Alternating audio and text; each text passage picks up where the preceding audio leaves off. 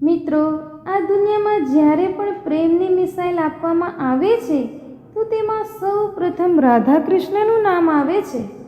ધાર્મિક ગ્રંથો અનુસાર શ્રી કૃષ્ણને અપાર પ્રેમનું પ્રતીક માનવામાં આવે છે અને પૌરાણિક કથાઓ અનુસાર કહેવાય છે કે ભગવાન શ્રી કૃષ્ણને 16,108 રાણીઓ હતી, જેમાંથી રૂકમણી અને સત્યભામા તેની સૌથી વધુ પ્રિય રાણીઓ હતી.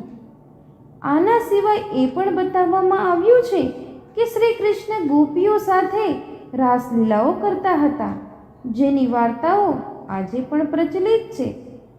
પરંતુ મિત્રો, શું આપણને એ ખબર છે કે બધાને પ્રેમ શીખવવાવાળા શ્રી કૃષ્ણનું નામ આજે પણ માત્ર ને માત્ર રાધાની સાથે જ કેમ લેવાય છે? જ્યારે પણ તમે કૃષ્ણ ભક્તોને જોયા હશે ત્યારે નોટિસ કર્યું હશે કે તે હંમેશા રાધે કૃષ્ણ એવું જ બોલે છે. આ દુનિયામાં જ્યારે પણ શ્રી કૃષ્ણ અને રાધાના પ્રેમની વાત થાય છે ત્યારે બધાના મનમાં પ્રશ્ન થાય છે કે જ્યારે શ્રી કૃષ્ણ અને રાધાજી વચ્ચે આટલો બધો પ્રેમ હતો તો પછી તે બંને એકબીજા સાથે વિવાહ કેમ ન કર્યા? મિત્રો, જો તમે પણ જાણવા માંગો છો કે શ્રી કૃષ્ણ એ રાધાજી સાથે વિવાહ કયા કારણે ન કર્યા, તો અમારી સાથે આ વિડીયોના અંત સુધી જોડાયેલા રહેજો. સતયુગ અને ત્રેતાયુગ વીતી ગયા પછી જ્યારે દ્વાપર યુગ આવ્યો તો પૃથ્વી પર અન્યાય, અસત્ય, અનાચાર અને અત્યાચાર થવા લાગ્યા અને દિવસે ને દિવસે તે અત્યાચારોમાં વૃદ્ધિ થતી ગઈ. અધર્મના ભારથી પૃથ્વી દુઃખી થઈ ગઈ. પૃથ્વીએ બ્રહ્મા પાસે જઈને પ્રાર્થના કરી કે તેમને આ અસહ્ય ભારમાંથી મુક્તિ અપાવો, પરંતુ તે બ્રહ્માજીએ પૃથ્વીને આ ભારમાંથી મુક્ત કરવા માટે અસમર્થ હતા. કોઈ ઉપાય ન દેખાયો ત્યારે બ્રહ્માએ કહ્યું, ચાલો આપણે ભગવાન વિષ્ણુ પાસે જઈએ, અવશ્ય તે કોઈ ઉપાય બતાવશે. બ્રહ્માજી ગૌલોકમાં પહોંચ્યા. ગૌલોકના વૃંદાવન નામના સુંદર વનમાં એક સુંદર આશ્રમ હતો. તેની જ નજીક એક નદી વહેતી હતી. ત્યાં તેમને પરબ્રહ્મ પરમેશ્વરને કૃષ્ણના રૂપમાં અને તેની માયાને રાધાના રૂપમાં જોયા. બ્રહ્માએ પરબ્રહ્મ પરમેશ્વરને પૃથ્વીના દુઃખની વાર્તા સંભળાવી તો તેમને કહ્યું કે હું પૃથ્વીના દુઃખથી પરિચિત છું. પૃથ્વીને ભારમુક્ત કરવા માટે શીઘ્ર જ હું વ્રજમાં શ્રી કૃષ્ણના રૂપમાં અવતાર લેવાનો છું. હું વાસુદેવની પત્ની દેવકીના ગર્ભથી જન્મ લઈશ, પરંતુ હું મારી માયા વગર ન રહી શકું અને મારી માયા મારા વગર ન રહી શકે. તેથી મારી માયા રાધાના રૂપમાં બરસાનામાં વૃષભાનું ગોપના ઘરમાં જન્મ લેશે અને તે પછી હું આ પૃથ્વીને આ ભારમાંથી મુક્તિ અપાવવાનો પ્રયાસ કરીશ.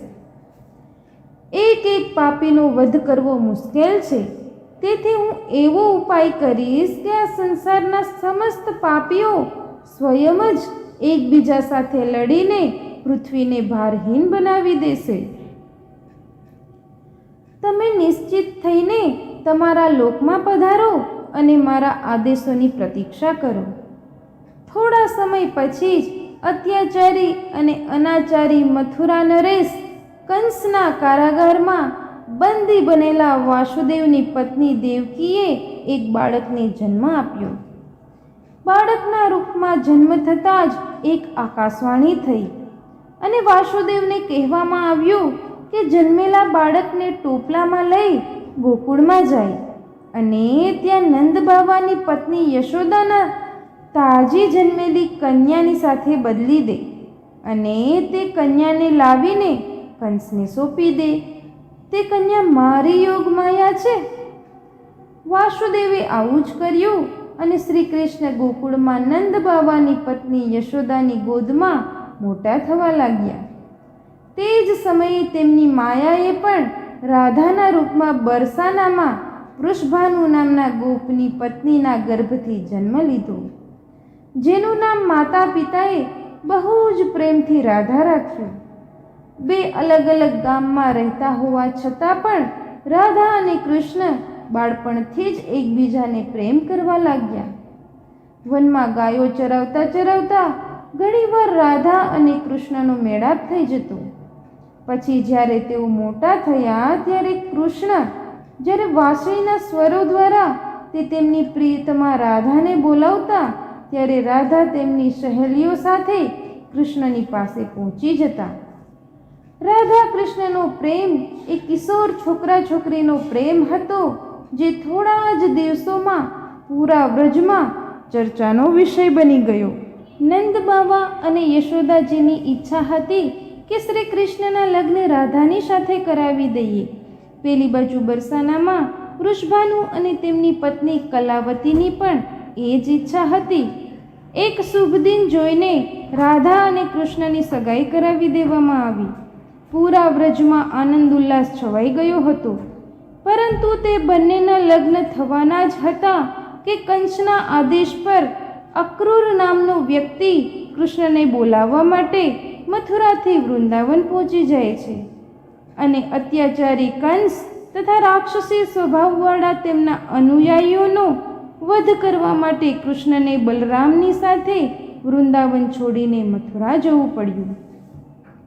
મથુરામાં કંસ અને બીજા પાપીઓનો વધ કર્યા બાદ મથુરા રાજ્યની સુરક્ષાનું ઉત્તરદાયિત્વ કૃષ્ણને મળ્યું અને તે જવાબદારીએ કૃષ્ણને એટલો ઉલઝાવી દીધો કે તે ઈચ્છવા છતાં પણ વૃંદાવન ન જઈ શક્યા. પોતાના જમાઈ કંસના વધનો બદલો લેવા માટે તેમના સસરા જરાસંઘે તેમની વિશાળ સેના સાથે મથુરાને ઘેરી લીધું. પરંતુ કૃષ્ણ અને બલરામે પોતાના પરાક્રમથી જરાસંઘ અને તેમની વિશાળ સેનાની પીઠ દેખાડીને ભાગવા માટે મજબૂર કરી દીધા. પરંતુ જરાસંઘ પરાજિત થઈને પણ શાંત ન બેસ્યો. તેમણે ઘણીવાર મથુરા પર આક્રમણ કર્યું. મથુરા એક નાનકડું રાજ્ય હતું અને તે સુરક્ષિત સ્થાન પર પણ ન હતું. તેથી કૃષ્ણએ મથુરા છોડીને બીજે કંઈ જવાનો નિશ્ચય કરી લીધો અને જરાસંઘની વિશાળ સેનાની વચ્ચેથી મથુરાવાસીઓને સુરક્ષિત નીકાળીને હજારો માઇલ દૂર ભારત વર્ષના પશ્ચિમી સાગર કિનારે લઈ ગયા અને ત્યાં દ્વારિકા નગરીની સ્થાપના કરી અને દ્વારિકાને એક શક્તિશાળી યાદવ રાજ્ય સ્થાપિત કર્યું.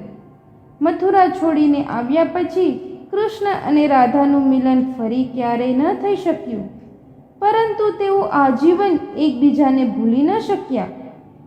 વૈભવ સંપન્ન દ્વારિકામાં 16,108 સુંદર પત્નીઓનો પ્રેમ મેળવીને પણ તે રાધાના પ્રેમને ન ભૂલી શક્યા. અને સંસાર આજે પણ રાધા કૃષ્ણના પ્રેમને આદર્શ પ્રેમ અને મહાન તથા અમર પ્રતીકના રૂપમાં યાદ કરે છે. રાધા કૃષ્ણએ સાથે મળીને આપણને ફક્ત એકબીજાને પ્રેમ કરવાનું જ શીખવ્યું નથી, પણ એ પણ શીખવ્યું છે કે જીવનમાં ઉતાર ચઢાવ તો આવશે જ, પરંતુ એ મુશ્કેલ પરિસ્થિતિઓમાં પણ તમારા પ્રેમને ટેકો આપો અને તેના માટે તમારામાં ધીરજ અને બલિદાનની શક્તિ હોવી જરૂરી છે, જેવી રાધા પાસે હતી. કોઈના માટે એ જ પ્રેમની ભાવના હંમેશા રાખવી સહેલી નથી, પરંતુ મહાન ભક્ત રાધાએ જીવનમાં ગમે તેટલી ખરાબ પરિસ્થિતિ આવી તો પણ એ સાબિત કર્યું છે કે જો તમારી પાસે શુદ્ધ પ્રેમ ભાવના હોય તો કોઈ તેને તોડી ના શકે. રાધા રાણીની મૂર્તિઓ ભારતના મંદિરોમાં જ નહીં પરંતુ વિદેશોના અનેક મંદિરોમાં પણ પ્રતિષ્ઠિત છે અને લોકો ભક્તિભાવથી તેમની આરાધના કરે છે. આશા છે મિત્રો તમને વિડીયો પસંદ આવ્યો હશે. પસંદ આવ્યો હોય તો લાઈક કરો, કમેન્ટ અવશ્ય કરો અને તમારા મિત્રો સાથે શેર કરો અને ચેનલને સબસ્ક્રાઈબ કરો. ધન્યવાદ. જય શ્રી કૃષ્ણ.